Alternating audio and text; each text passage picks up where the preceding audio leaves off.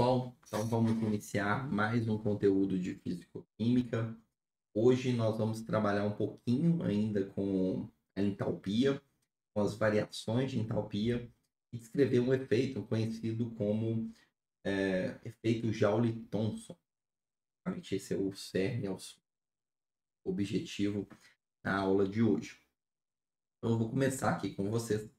Antes de falar especificamente desse efeito, sobre a medida de uma variação de entalpia em função da pressão. Tá? Então é o seguinte, ó. A gente já chegou a calcular essa derivada parcial aqui na aula anterior, e a gente viu que essa variação da entalpia com a temperatura, a pressão constante, que isso aqui era uma capacidade calorífica. Era uma capacidade calorífica, ou seja, o tanto de calor absorvido ou liberado para provocar uma variação de temperatura do seu sistema. Perfeito? E tudo bem. Só que nós não falamos muito a respeito daquela outra derivada parcial que encontra aqui, ó, que é a variação da entalpia com a pressão em processos isotérmicos. Então, vamos tentar investigar essa outra derivada e qual que seria a medida dessa outra derivada. Bom? Então, vamos lá. Vamos fazer aqui uma demonstração. Eu vou partir sempre aqui, ó, da definição geral de entalpia, que a gente viu nas aulas anteriores. Entalpia é definido como energia interna mais o produto PV, né, de um determinado estado que encontra o seu sistema. Portanto, se eu for aplicar aí e calcular a variação infinitesimal de entalpia, pH, eu tenho que derivar esse termo U mais PV. A derivada de U é DU, e aqui eu tenho a derivada de um produto. Como que eu aplico a regra de derivação de produto? Quando eu tenho ali um produto para ser derivado, eu pego o primeiro e multiplico pela derivada do segundo, mais segundo vezes a derivada do primeiro. Portanto, a derivada do produto PV vai ser exatamente igual a P vezes a derivada do segundo, dV, P vezes dV, mais o segundo, V, vezes a derivada do primeiro, dP. E aí, pessoal, o que eu vou fazer aqui? No lugar de dH e du, eu vou substituir por essas expressões maiores. Porque a gente viu, né, que eu posso calcular o dH em função dessa primeira expressão aqui, né, que contém aí as variações de temperatura e pressão do meu sistema. E o du a gente pode calcular em função dessa segunda expressão aqui, em todas as situações, eu souber a variação de temperatura e de volume do meu sistema. Só que ao invés de utilizar essas derivadas parciais de entalpia e temperatura, e entalpia e energia interna com a temperatura, eu vou substituir pelas capacidades caloríficas, a pressão e a volume constante. Então, no lugar de dH, eu vou colocar dP/dt mais ΔH, ΔP, a T constante dP, que é esse termo que está aqui. No lugar de du, eu vou colocar essa segunda expressão aqui, dV dt mais du dV, a T constante, dV. E aí, naturalmente, eu tenho que manter, né, esse termo aqui referente à derivada do produto PV. Então, fica mais PDV mais PDP. Beleza? Só que reparem que eu estou querendo calcular o valor dessa derivada parcial aqui, que é a variação de entalpia em função da variação de pressão em um processo isotérmico. E aí, em um processo isotérmico, eu posso considerar que o dt vale zero. Não existe variação de temperatura.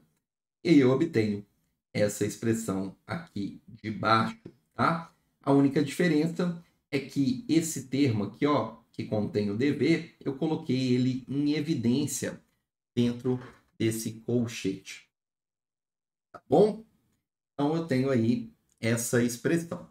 Vou manipular essa expressão aí para a gente calcular a nossa derivada parcial da entalpia com a pressão a temperatura constante. Então vamos lá, acompanha aqui comigo. Eu tenho aquela mesma expressão aqui, tá?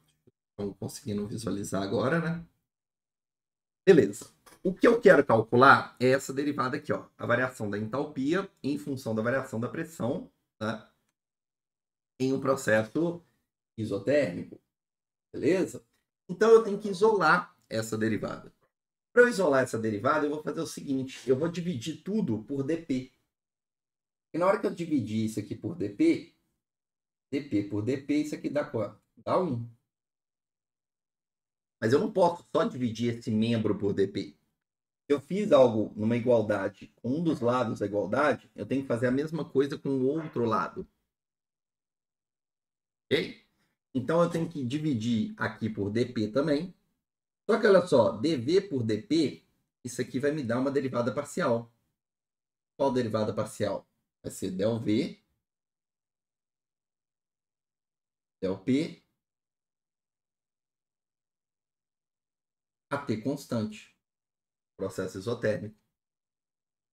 E eu também tenho que dividir por dp. Os dois membros. dp por dp, isso aqui dá 1. Beleza? Ok? Então tá. Agora eu encontrei uma fórmula que permite a gente medir a variação de entalpia em função da variação de pressão. Del H, del P, a T constante. Isso aqui é igual, dentro desse colchete, eu tenho del U, del V, a T constante, mais P, que multiplica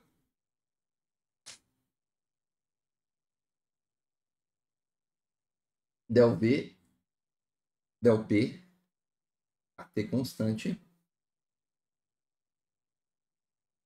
mais P. Agora eu queria fazer algumas considerações aqui com vocês. É o seguinte. Se eu estiver trabalhando com um sistema sólido ou líquido, você concorda que a variação do volume pela variação de pressão numa temperatura constante é muito pequena? Se você pega, por exemplo, uma barra de ferro e comprime essa barra de ferro, você tem que fazer uma pressão absurda para variar o volume muito pouco. Fases sólidas, inclusive fases líquidas, são praticamente incompressíveis. Significa que o aumento, a variação da pressão, praticamente não altera o volume. Então, se você tiver um sistema sólido ou líquido, a variação da entalpia em função da variação da pressão de modo isotérmico vai ser aproximadamente igual ao volume, porque essa derivada aqui é tão pequena que isso aqui é praticamente zero. E aí anula esse termo todo aqui. Ah, beleza, Bruno. Para sólido e líquido, então aquele valor da derivada parcial que eu estou calculando vai ser muito próximo do volume. Isso vale para gás também? Não. Porque o gás, se você modifica a pressão, o volume responde, né? E não é uma variação pequena, então não posso desprezar essa derivada, tá? Então, vamos calcular se fosse para gás. Se for para um gás e esse gás for ideal, eu posso falar que essa derivada aqui dentro, ó, desse parênteses, variação da energia interna com um volume, temperatura constante, isso aqui é perto de zero. É zero, né? Zero quando? Para gás ideal. Por que, Bruno? Porque se as moléculas estão próximas ou distantes, como é um gás ideal e elas não interagem, não modifica a energia à medida que o volume do sistema muda. Ah, tá. Então, para gás ideal, esse termo é zero? É zero. Então, eu posso falar que para gás ideal, essa minha expressão aqui, ó, del H, del P, a T constante, fica reduzida em P que multiplica del V, del P, a T constante, mais V. Tudo bem?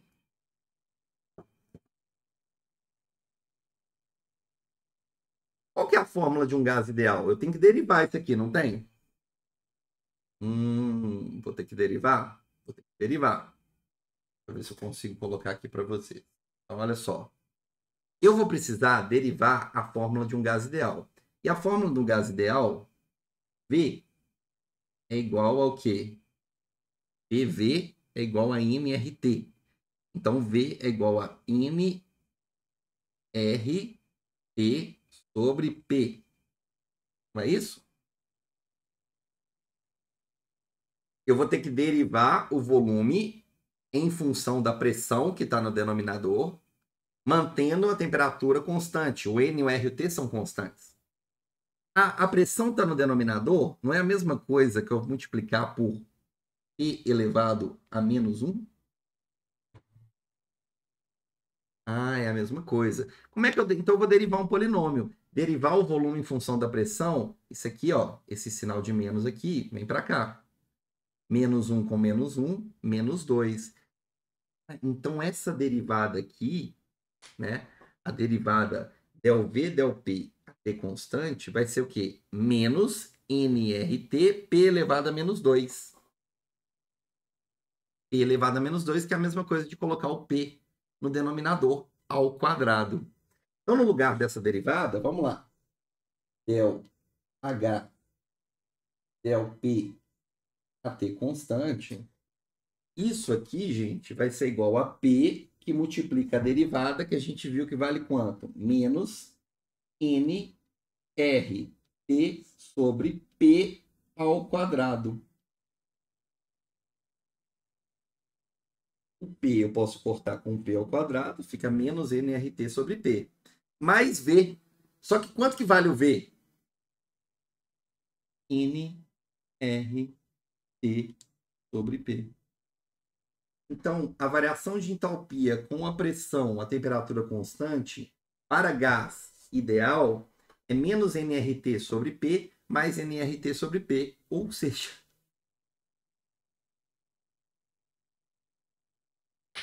é zero. E tinha que ser zero, afinal de contas, se o gás é ideal, nem a energia interna, nem a entalpia vai modificar em função do quê?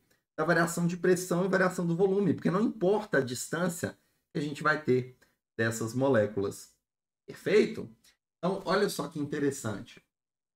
Vamos voltar lá para o nosso slide. A gente viu aqui que, ao dividir toda essa expressão aqui por dp, a gente encontrou uma fórmula para calcular o ΔH, ΔP a T constante. Eu falei com vocês que, se eu estiver trabalhando com sólidos e líquidos, esse termo aqui ele é muito pequeno. Então, a variação de entalpia com a pressão vai estar relacionada com o volume dessa fase sólida ou da fase líquida. Porém, se eu estiver trabalhando com um gás ideal, aí esse termo aqui de ΔH, ΔP a T constante, né, a variação da entalpia em função da variação de pressão no processo isotérmico, vai ser igual a zero, porque não existe ali interação entre as moléculas de um gás ideal. Então, repare que, novamente, por isso que a gente podia calcular a entalpia só em função da variação de temperatura. Porque para um gás perfeito, essa variação aqui, ó, essa derivada, sempre vai ser igual a zero.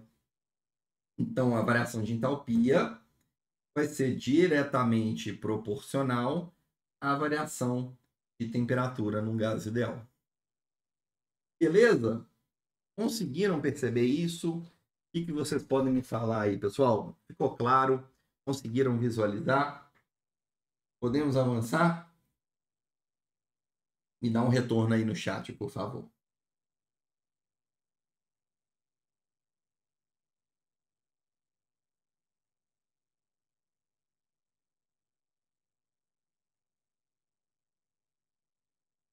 Vocês acompanharam?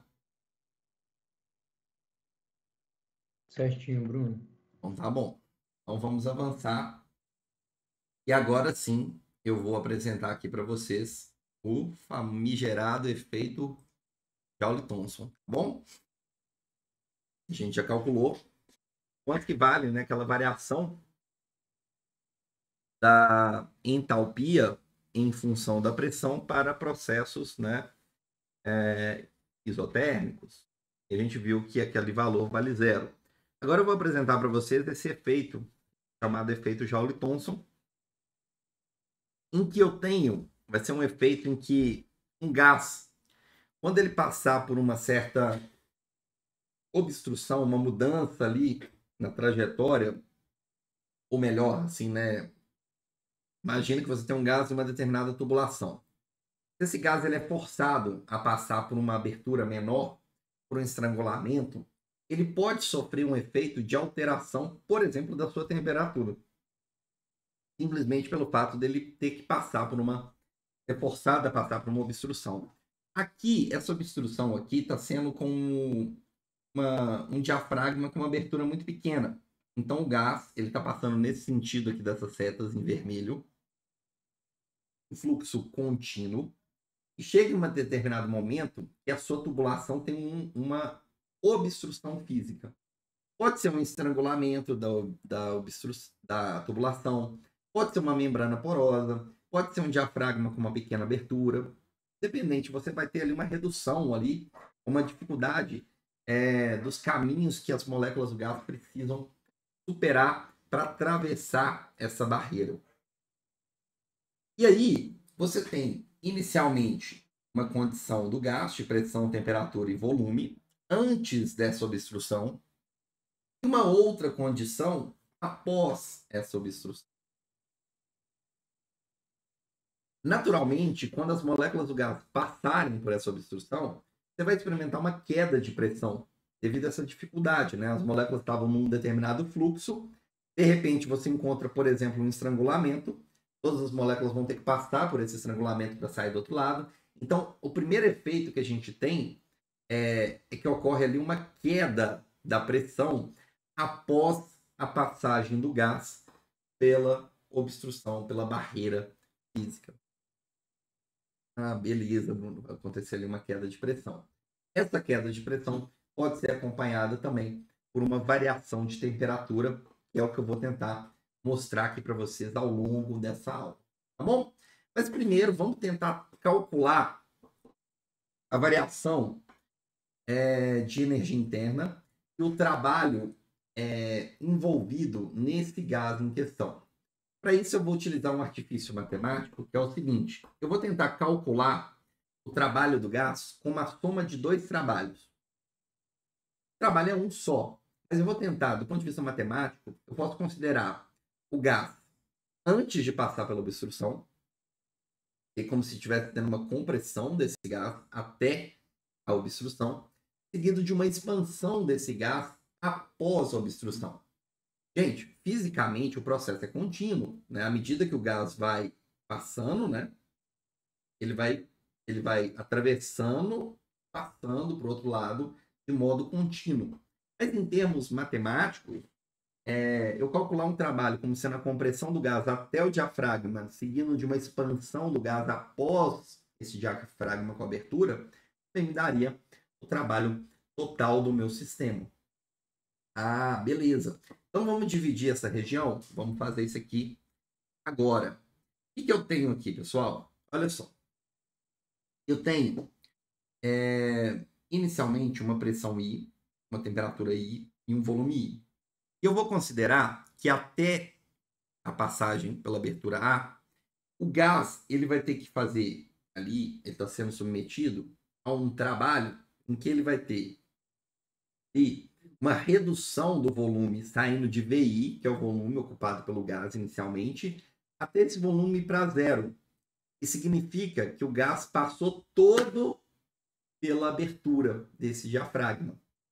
Qual que é o trabalho realizado nesse caso? O trabalho realizado, se a gente for pegar ali, trabalho 1 vai ser menos, né?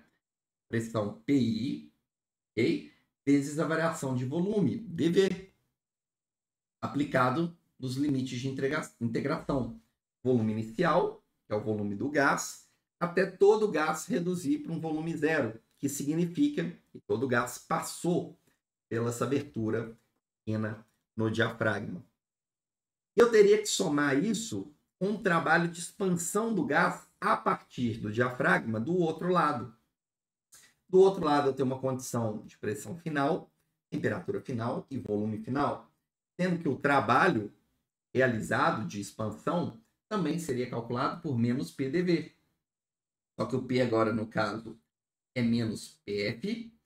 dV vai ser calculado nos limites de integração de 0 até VF. Afinal de contas, você está considerando que o gás está saindo da abertura. Então, é como se ele saísse de um volume zero e fosse expandindo até o volume final dele. Temos que considerar também o seguinte: o trabalho total ele vai ser igual à soma dos trabalhos de compressão e de expansão desse gás, antes e após a passagem pela abertura. Ok? E aí, a gente sabe também que, como esse tubo é isolado, equivale a ser um processo de passagem muito rápida desse gás por essa abertura, eu não tenho tempo para troca de energia do sistema com vizinhança na forma de calor. De tal modo que todo o trabalho envolvido ali vai ser responsável pela variação da energia interna do meu sistema. Por isso que eu estou igualando a variação da energia interna com um trabalho total, que calculado aqui, ó, menos PI. O que é o dV? Integral de dV é quanto? V. Aplicado nos limites 0 menos VI, o ΔV vai ser menos VI. Ah, beleza, menos VI, tá aqui. E essa outra integral aqui, quanto que vai valer? Menos PF, integral de dV é V, aplicado nos limites de integração, VF menos 0 é VF. Então vai ficar menos PF VF. Então, ΔU, que é o F menos o I, energia no final menos energia no início, tem que ser igual a necessariamente menos PI menos VI dá PI VI menos PF VF. Ok? Agora o que eu vou fazer? Eu vou colocar em cada um dos membros dessa igualdade apenas parâmetros que estão relacionados ou com a situação final do gás ou com a situação inicial do gás. Eu vou separar esses parâmetros. Ok? Então, aqui eu posso falar o seguinte. O F, se eu passar esse termo aqui que tem propriedades pressão e volume na condição final, por outro lado, vai ficar positivo. O F mais PF VF tem que ser igual a o I para outro lado, o I mais PI VI.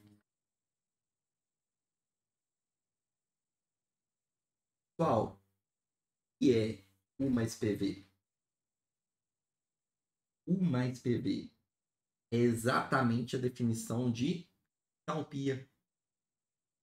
Bruno, você está me falando, então, que durante esse processo, a entalpia no final, U mais o F mais PF VF, tem que ser igual a entalpia no início, o I mais PI VI. E no final é igual a entalpia no início durante essa transformação conhecida como expansão Joule-Thomson. Ou seja, eu estou trabalhando com uma transformação que é isentálpica. Durante esse processo, a entalpia se mantém constante.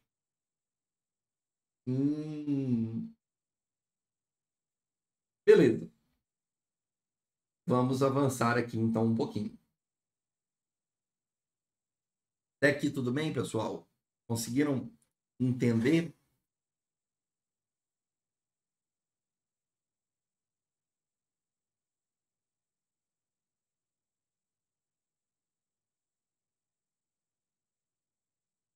Então tá bom. Vamos avançar mais um pouco.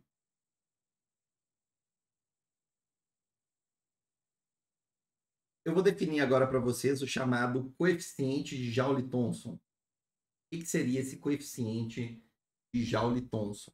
É simplesmente a variação da temperatura que o gás tem em função da queda de pressão que ele sofre quando ele passa pela válvula pelaquela abertura muito pequena, pelo estrangulamento da linha da tubulação, em uma transformação isentálpica. E se você fizer isso para valores infinitesimais, esse coeficiente nada mais é do que a derivada, a variação de temperatura em função da variação de pressão numa transformação isentálpica. Eu vou simbolizar como μ. Esse é o coeficiente Joule-Thomson. Vamos lá, deixa eu tentar mostrar isso aqui para vocês de novo.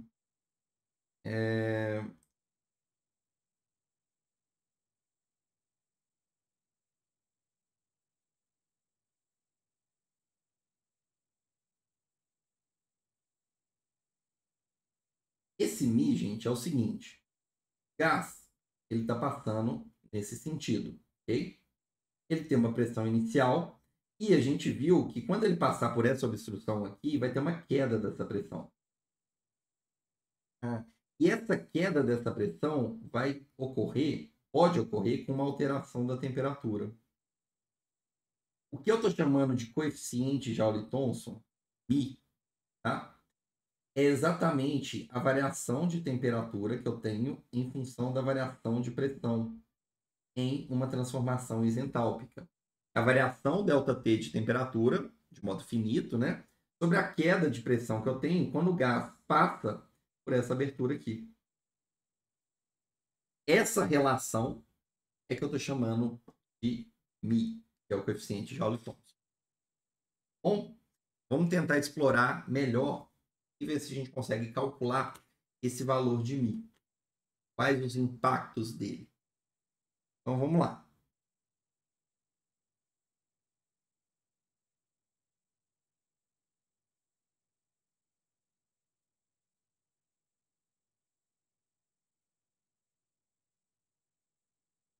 A gente viu... Desculpa. Eu estou trabalhando com... Eu posso calcular, né, a variação de entalpia como sendo CPDT vezes CPDT mais ΔH, ΔP, que é constante, vezes a variação de pressão. Só que durante um processo da transformação Joule-Thomson, então, a gente viu que não existe variação de entalpia. O processo é isentálpico. Logo, se não existe variação de entalpia, o DH ele vale zero. E aí eu tenho o seguinte, zero vai ser igual a CPDT mais ΔH, ΔP, constante dP. Eu dividir tudo por dP, vai acontecer 0 dividido por dP, vai continuar sendo igual a 0. Esse termo aqui, ó, dP sobre dP, vai anular, vai ficar igual a 1. CP dt, isso vai ser igual a CP ΔT ΔP em um processo isentálpico. Eu acho que talvez seja melhor eu fazer aqui com vocês essa etapa para não ficar tão confuso assim. Então vamos pegar aqui, ó, esse termo aqui.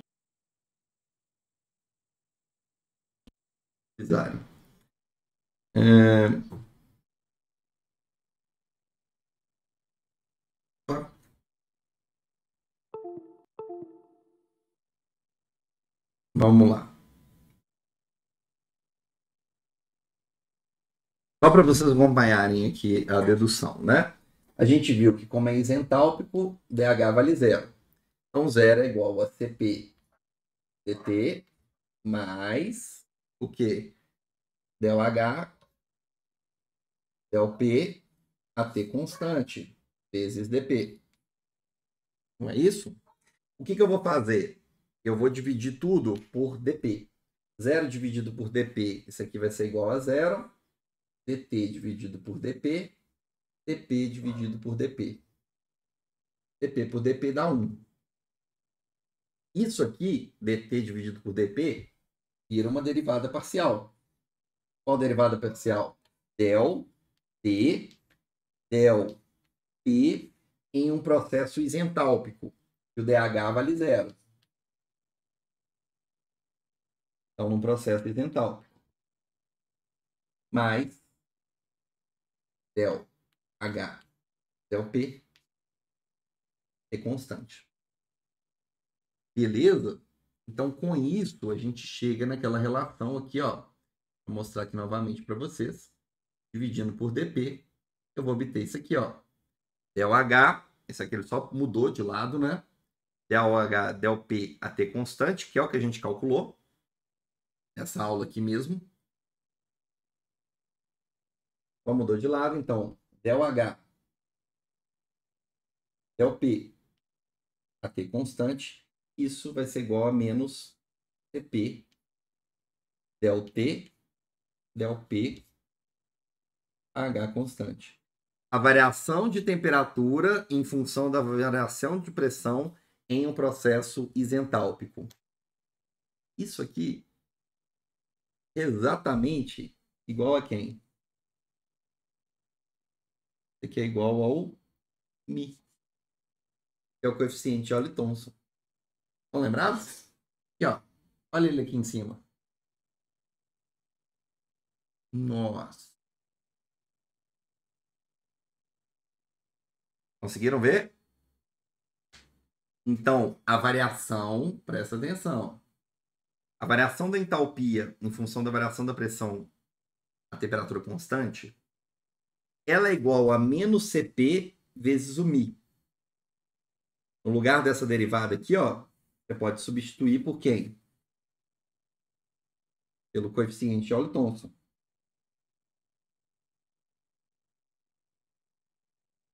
Se o gás for ideal, a gente já calculou isso aqui para essa derivada. Se o gás for ideal, então presta atenção, ó. Del H del P a T constante é menos Cp vezes μ. A gente sabe que para gás ideal, isso aqui vale zero. A gente calculou isso no início dessa aula. Afinal de contas, gases ideais, as moléculas não interagem.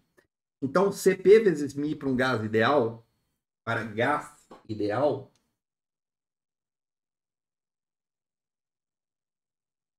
Cp vezes μ tem que ser igual a zero. Para duas coisas multiplicadas darem zero, eu só tenho uma opção. Na verdade, tenho duas, né? Ou Cp é igual a zero, ou μ é igual a zero. Quem que vocês acham que é igual a zero para gás ideal? Coloca para mim aí no chat. Vocês entenderam? Essa multiplicação tem que dar zero para gás ideal. Ou a capacidade calorífica, a pressão constante tem que ser zero, ou o μ tem que ser igual a zero, que é o coeficiente de Joule-Thomson. Quem que tem que ser igual a zero, então, para esse caso? Deixa eu ver aqui. Quem que vocês acham?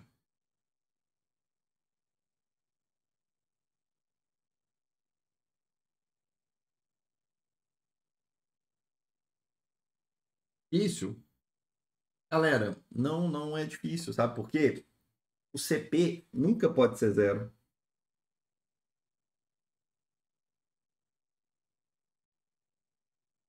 Entendeu? Ele não pode ser zero. Estou vendo aqui no chat que vocês colocaram, ó. Giovanna e o Bruno falaram que é o coeficiente de Joule-Thomson que tem que ser igual a zero. É ele mesmo. Não pode ser o Cp. Você sabe por que o Cp nunca pode ser zero? O que é o Cp? Não é a capacidade calorífica? Que não é o tanto de energia que o sistema precisa absorver ou liberar para alterar a sua temperatura? Você fala que a capacidade calorífica, a pressão constante de um sistema vale zero, está falando que ele não precisa de energia para aumentar e nem diminuir a temperatura. Teria ali um sistema que poderia aumentar a sua energia infinitamente ou diminuir ela sem absorver energia. É bruxaria isso, não é química. Isso não faz sentido físico. Então, o Cp de nada vai ser igual a zero. Logo, quem tem que ser igual a zero? Quem? É exatamente o que vocês falaram aí. Coeficiente Joule-Thomson. Para gases ideais. Ah, Bruno. Então significa que se o gás não for ideal, o μ ele vai ser diferente de zero, e aí eu vou ter uma variação de entalpia em função da variação de pressão. É exatamente isso. Bom, pessoal, o Mi ser igual a zero significa somente para gás ideal. Então, significa o Mi? É a variação de temperatura que um gás ideal sofre. O Mi não, né? A variação de temperatura que o gás sofreu em função da queda de pressão ali numa transformação, numa expansão Joule-Thomson. Só que se o gás ideal, o Mi vale zero, significa que não teve variação de temperatura. Ah, não teve variação de temperatura, Bruno? Significa que quando o gás passa pela válvula, se o gás for ideal, não vai alterar a temperatura dele, devido a essa aproximação das moléculas e depois da expansão. Por quê? Porque não existem interações. Então, a energia cinética que o gás tinha antes e após a passagem é exatamente a mesma, ou não tem variação de temperatura nesse caso. Lembrando também uma coisa, gente, essa derivada que a gente calculou aqui, ó, ΔH, ΔPT constante, também é chamada, não confundam, não, pode ser que vocês vejam ela com esse termo aqui, ó, Mi de T. O coeficiente de Joule-Thomson é só Mi. O Mi de T, eles chamam de coeficiente de Joule-Thomson isotérmico. Você lembrar aqui, ó, é a derivada parcial isotérmica da entalpia. Que é o que a gente calculou que vale zero se o gás for ideal, mas que não vai valer zero se o nosso gás for real. Para gases reais, o coeficiente de Joule-Thomson tem um valor diferente.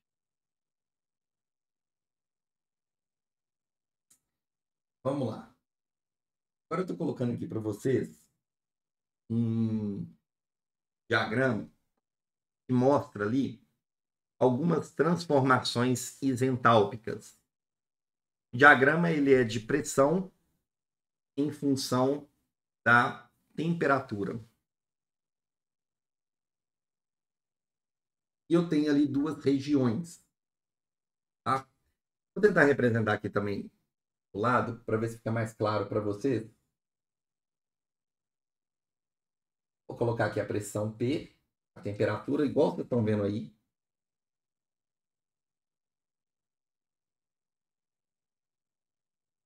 Beleza?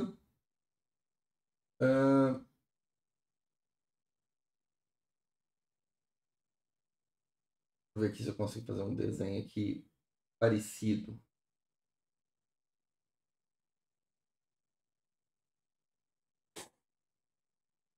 Eu não sei se vocês estão reparando, mas vocês conseguem perceber, falem aí, que dentro dessa região em azul, tá? Dentro dessa região em azul, eu tenho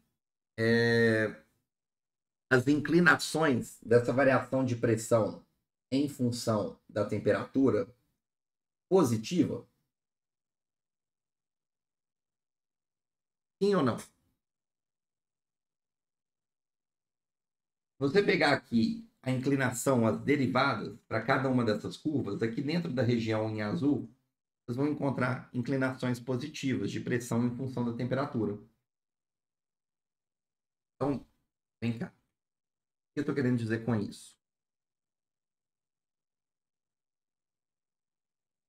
Essa inclinação aqui, ó, eu peguei só uma transformação, lá tem várias, né?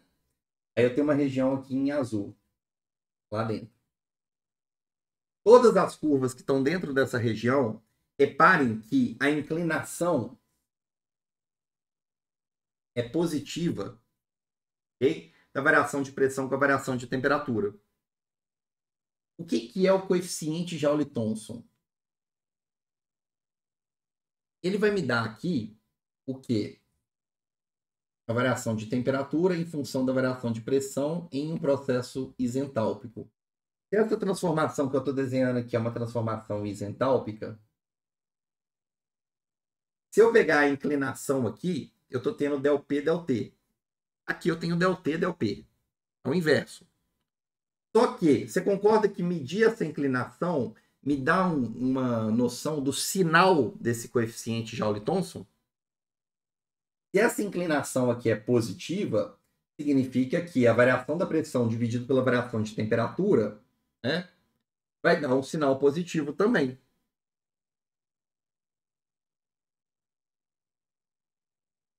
Chega uma hora aqui que essa inclinação é nula. E fora dessa região, desse arco aqui, as inclinações ficam negativas. Ou seja, a variação de pressão por variação de temperatura, ou variação de temperatura em função da variação de pressão, né, vai me dar aqui um sinal negativo. Nesse ponto aqui, ó, o meu valor de μ, que é a minha inclinação, vai ser igual a quanto? A zero. Por isso que eu tenho nesse ponto aí, ó, chamadas, né, temperaturas de inversão do sinal do coeficiente Joule-Thomson. Porque aqui, ó, nesses pontos, a inclinação ΔP, ΔT, H constante, vale zero. Então, o valor de μ também vale zero. Pessoal, vocês estão conseguindo acompanhar? Sim ou não? Coloca aí no chat para mim, por favor.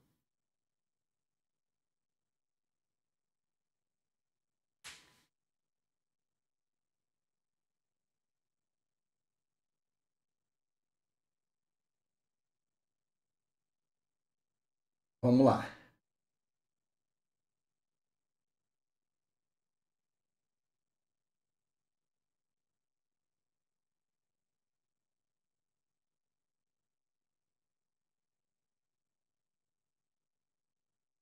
Sim, sim, tudo certo. Então, vamos lá, vamos com calma aqui, ó.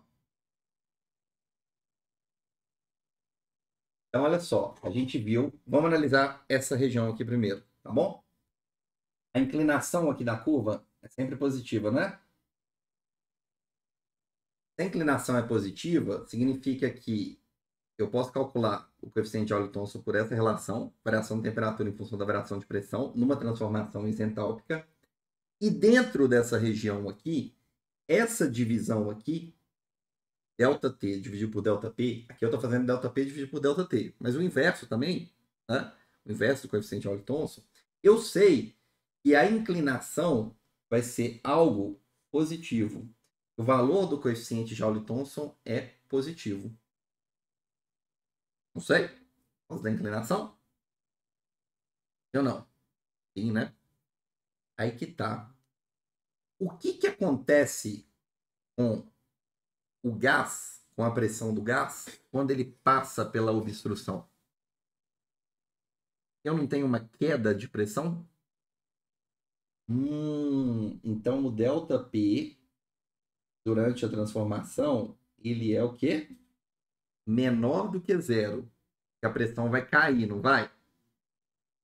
Olha só.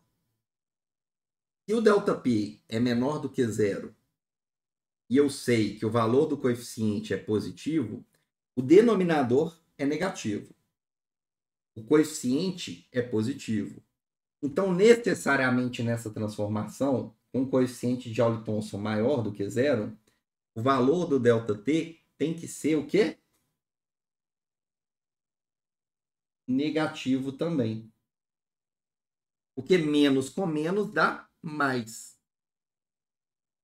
Então, você acaba de chegar na conclusão que um gás que tem coeficiente de Joule-Thomson positivo, ao passar por aquele estrangulamento, ele vai sofrer um esfriamento. A temperatura dele vai cair. Então, se um gás tiver, você já deve ter visto, não sei, né? Mas, por exemplo, cilindro de gás, quando tem vazamento, geralmente o que acontece? Todo aquele gás contido no cilindro passa por uma região ali, uma tubulação às vezes muito pequenininha, de uma vez. E a maior parte dos gases que nós conhecemos nas condições de temperatura e pressão do nosso planeta, mais comuns, tem um coeficiente de Joule-Thomson positivo, com exceção do hidrogênio e do hélio, tá? Nas nossas condições. Então, esses gases, se eles sofrerem esse tipo de expansão, eles vão resfriar. Às vezes, o resfriamento é tão lento que você vê durante o vazamento do gás que próximo das válvulas você vê o vapor de água congelando ali. Está tendo ali o vapor, ali, a umidade próxima, resfria tanto o seu sistema que você começa a formar uma camada de gelo nessas válvulas. É uma prova disso aqui para você também? Eu tenho um vídeo aqui para mostrar isso.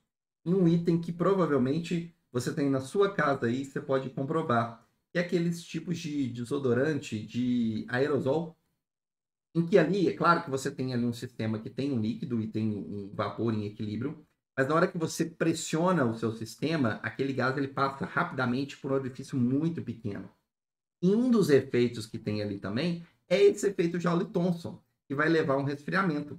Tanto é que não é nem aconselhável você passar o desodorante muito próximo da pele, porque você pode ter um risco de machucar a pele devido a esse contato e esse resfriamento brusco. Você geralmente passa com uma distância. Deixa eu mostrar aqui para vocês um vídeo medindo o quão diminui a temperatura num tipo de experimento desse. Tá? Eu peguei aqui um desses tipos de desodorante e peguei um termômetro para a gente fazer a avaliação. Aqui, ó, temperatura ambiente próxima de 25 graus.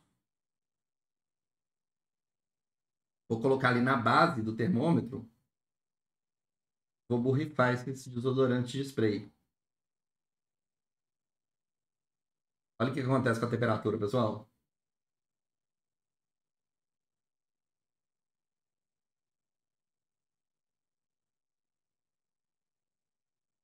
Vocês viram? A temperatura chegou a menos, até onde mediu ali, né? Menos 5 graus. Bacana? Então aí, mostrando para vocês aí, não é só isso, né? Mas ali tem um efeito Joule-Thomson também. Quando aquele vapor, né? Claro ali que eu tenho uma mistura líquido vapor, mas esse vapor está sendo forçado a passar por uma região ali de um tamanho muito pequeno, um intervalo de tempo muito curto. Então, um dos fenômenos que está acontecendo ali é essa expansão Joule-Thomson. Legal?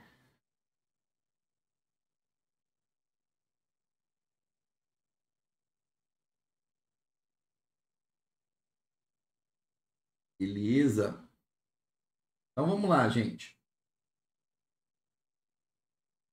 Agora, vamos interpretar o que acontece nessa região aqui, ó.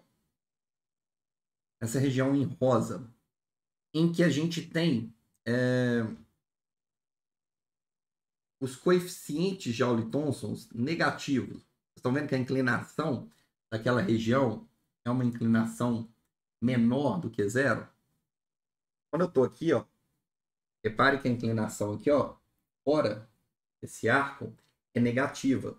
Ou seja, naquela situação, se eu tiver um gás com um coeficiente de Joule-Thomson menor do que zero, esse gás aqui, ó, passar por um processo, por uma transformação isentálpica, por uma expansão Joule-Thomson, e ele tiver um coeficiente menor do que zero, ele vai experimentar uma queda de pressão quando ele passar pela obstrução. Só que, nesse caso, eu vou ter um aumento da temperatura. Por que disso, Bruno? Ó, se a pressão vai cair e o coeficiente é negativo, menos com mais tem que dar menos. Então, a variação de temperatura tem que aumentar. Então, fora dessa região aqui, em que o valor do μ ele vai ser maior, ele vai ser, desculpa, menor do que zero, o que a gente vai observar? A gente vai observar que se um gás sofrer uma transformação, uma expansão Joule-Thomson, o efeito provocado na temperatura vai ser um efeito de aquecimento. Então, após a passagem, após a obstrução, ao invés da temperatura aumentar, ela vai diminuir. Todo gás, gente, tem valores ali, que é essas temperaturas de inversão, em que isso muda, né? Eu posso ter um efeito, geralmente um efeito de resfriamento, para as condições que nós temos, para a maioria dos gases, mas todos os gases têm ali um valor de pressão e temperatura a partir do qual, se ele sofrer aquela expansão, ao invés dele resfriar, ele vai aquecer. E agora eu vou tentar explodir a mente de vocês, relacionando o coeficiente de Joule-Thomson com o fator de compressibilidade do gás. Para a gente tentar explicar por que o gás ou diminui a temperatura ou aumenta a temperatura durante essa transformação. Como é que eu relaciono o valor do μ com o valor do Z, o valor do coeficiente de Joule-Thomson com o valor do fator de compressibilidade? Vamos lá. Vamos voltar aqui para o nosso diagrama. Esse gráfico de pressão por temperatura. Vamos imaginar essa região aqui primeiro, em que eu tenho resfriamento. Se eu tenho resfriamento, o que está acontecendo? Essa expansão Joule-Thomson aconteceu e, ao final do processo, após a passagem pela obstrução, as moléculas de gás têm um grau de agitação molecular menor do que tinham antes. Afinal de contas, a temperatura caiu. A temperatura caiu. Se a temperatura caiu, é porque durante essa expansão, as moléculas têm que ter utilizado energia para romper interações. Afinal de contas, no final do processo, o sistema tem menos energia do que tinha antes. Então, a energia foi consumida. Se a energia foi consumida para romper interações durante essa expansão Joule-Thomson. Portanto, eu estou numa situação em que predominam forças de natureza atrativa. E aí as moléculas têm que utilizar, o sistema precisa utilizar a energia, parte da energia dele, para romper essas interações. E ao final da transformação, você tem um sistema com as moléculas menos agitadas. Se é uma situação em que predominam forças de natureza atrativa, significa que o volume real do gás é menor do que o volume ideal, caso esse gás não tivesse interações. E, portanto, quando eu tenho aí um coeficiente de Joule-Thomson positivo, isso indica uma situação em que predominam forças atrativas e o fator de compressibilidade é menor do que 1. O volume real é menor do que o volume ideal do gás. Consequência disso é uma redução na energia cinética média do seu sistema.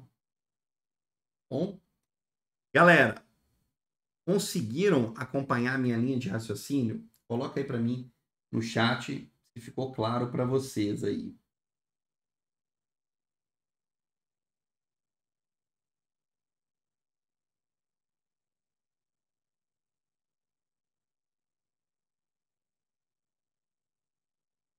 Beleza? Vocês viram que é muita coisa, né? Muita informação. Conseguiram pegar?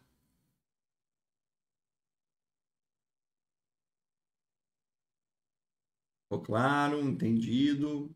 Beleza. Agora é o seguinte, vamos fazer a análise contrária. Se o gás tivesse um coeficiente de Joule-Thomson negativo, ao ser submetido a uma mudança brusca ali do diâmetro do tubo, da tubulação, passar por uma obstrução e sofrer esse processo de Joule-Thomson, ao invés de resfriar, esse gás iria aquecer. Para ele aquecer, você tem que pensar o seguinte: se a temperatura aumentou, é porque eu estou numa situação em que a temperatura no final é maior do que a temperatura no início. O grau de agitação molecular ao final, após o processo, é maior do que eu tinha antes. Então, essa expansão ocorreu em uma situação em que predominavam forças de natureza repulsiva, né? E o afastamento fez com que aumentasse a energia do sistema. Esse afastamento é promovido por essas forças de natureza repulsiva, de tal modo que, ao final do processo, a energia das moléculas está maior do que no início. Ah, Bruno, é uma situação, então, que predominava a repulsão, uma situação em que o volume real do meu sistema era maior do que o volume ideal, né? Caso não existissem interações, como o gás está ocupando um volume maior do que o que ele deveria ocupar na ausência dessas interações, é o predomínio de forças repulsivas. Isso faz o quê? Com que nessa situação em que eu tenho um fator de compressibilidade, um coeficiente Joule-Thomson negativo. Nessa situação, o fator de compressibilidade Z ele vai ser superior a 1. E durante a transformação, eu vou ter um aumento da energia cinética média das moléculas no nosso sistema. Tá? Então, a gente está interpretando do ponto de vista molecular o que está acontecendo com o sistema gasoso durante uma transformação de Joule-Thomson. Tudo bem?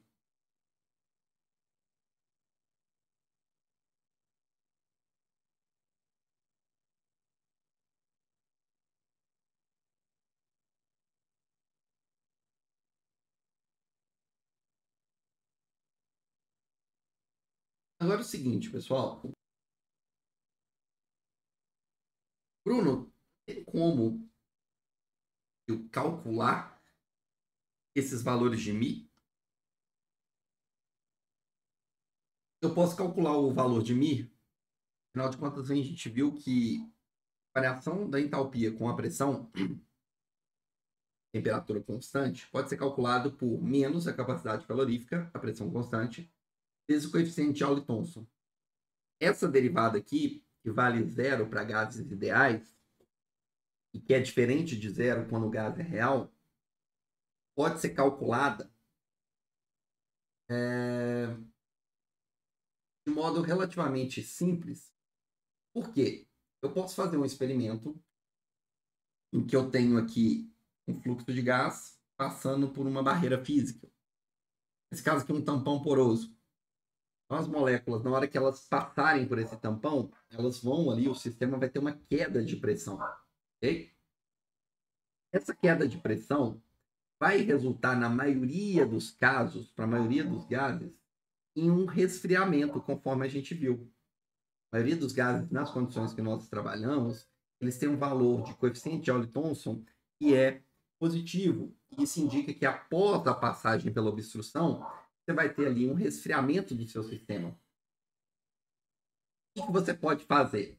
Você pode colocar, depois dessa obstrução, um aquecedor. E aí, um conjunto de termopares para medir essa variação de temperatura. E na maioria dos casos, vai resultar numa temperatura menor após a passagem pelo tampão poroso. E aí, monitorando essa diferença de temperatura, esse aquecedor ele pode prover exatamente a energia necessária para manter a temperatura constante, para evitar com que a temperatura caia. Se eu não tivesse o aquecedor ligado, o gás iria passar, o coeficiente Joule-Thomson positivo, ele iria resfriar. O que o aquecedor vai fazer? Fornecer a energia necessária para manter, né, em função dessa queda de pressão, o sistema isotérmico. E aí você está calculando essa derivada aqui de modo experimental. Eu calculo essa derivada de modo experimental e tenho a capacidade calorífica, quem que eu posso calcular? μ. Então eu estou medindo a energia necessária para anular o efeito do resfriamento. E essa variação de energia, né, numa pressão ali constante, né, depois da passagem, depois dessa queda de pressão, essa energia necessária ali para anular o efeito do resfriamento é exatamente igual à entalpia. E a partir dessas medidas do coeficiente de Joule-Thomson isotérmico, eu consigo determinar o coeficiente de Joule-Thomson μ, sabendo também a capacidade calorífica do meu sistema. Bom, outra aplicação aqui para vocês que a gente pode dar é, por exemplo, esses refrigeradores industriais para obtenção de líquidos, né? Às vezes é difícil você ter a obtenção de certas substâncias no estado líquido, porque a temperatura de fusão, né, e temperatura, desculpa, de ebulição deles muito baixa, ou condensação, né? Então, o que você pode fazer? Você pode fazer o gás ficar recirculando em um sistema em que, de repente, quando ele sai pela válvula, né, eu tenho ali um estrangulamento na minha tubulação, e eu faço esse gás ficar recirculando. Quando ele sai pela válvula, ele submete uma queda de pressão. A maioria dos gases também tem um efeito de esfriamento. Então, o gás ele vem aqui, passa por toda a tubulação. Quando ele sai aqui, a temperatura diminui. O gás ele é menos denso, ele tende a subir. Volta a recircular pela circulação, sai de novo, e aí eu tenho um outro efeito de Joule-Thomson. Então, cada vez que o gás vai saindo pela válvula, recirculando no processo, a temperatura ali embaixo na válvula vai ficando cada vez menor, cada vez menor, cada vez menor. Uma hora, ela é tão baixa, mas tão baixa, que na hora que ele sai, ele condensa. E aí você consegue ter próximo da válvula de estrangulamento formação daquela substância, né, anteriormente gasosa, agora uma temperatura abaixo da condensação dela, estado líquido. Beleza? Então tá bom. Então é isso, né, pessoal? Vamos continuar aqui, né? Eu sei que essa parte não é muito difícil, não é muito simples, né? Não costuma ser uma das partes que vocês mais gostam que eu coloque aí nas provas de físico-química, beleza? Eu estou tentando passar para vocês aí a maneira mais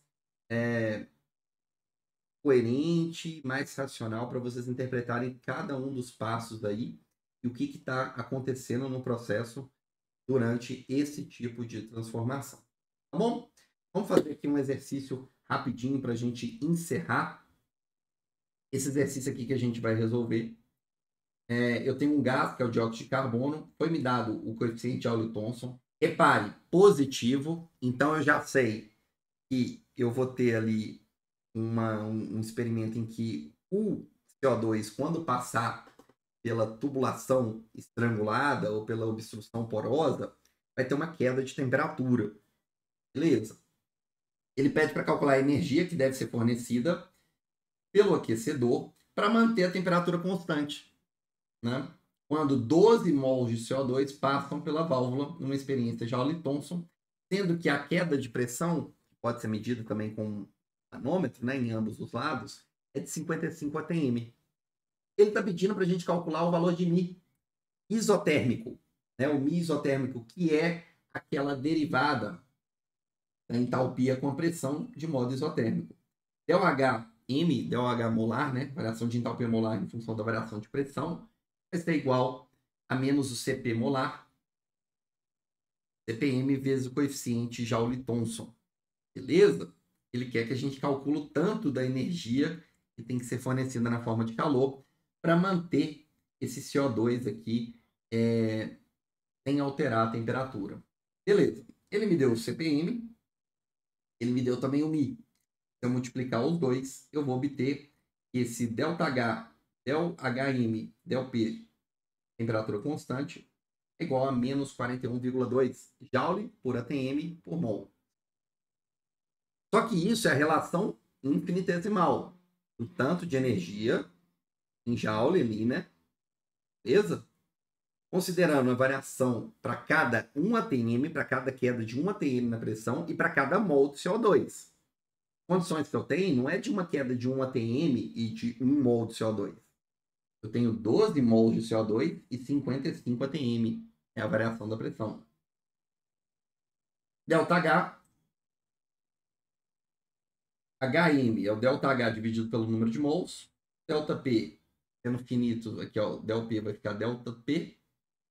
A temperatura tem que ser mantida constante. Então, se eu pegar isso aqui e multiplicar pelo número de mols de CO2 que eu tenho e também pela variação de pressão, pela queda de pressão que eu submeti, eu sei exatamente o tanto, o total, o ΔH, a quantidade de energia na forma de calor que o aquecedor precisa dissipar para manter a temperatura daqueles 12 mols de CO2 passando pela válvula durante uma queda de pressão de 55 atm. Então, eu tenho que multiplicar esse valor aqui, né, que é o coeficiente de Joule-Thomson isotérmico, pelo número de mols, que é 12, e pela queda de pressão, que é 55. É uma queda de pressão. Então, o ΔP é negativo, menos 55 atm. Menos com menos vai dar mais, vezes os 12 aqui, né, mols.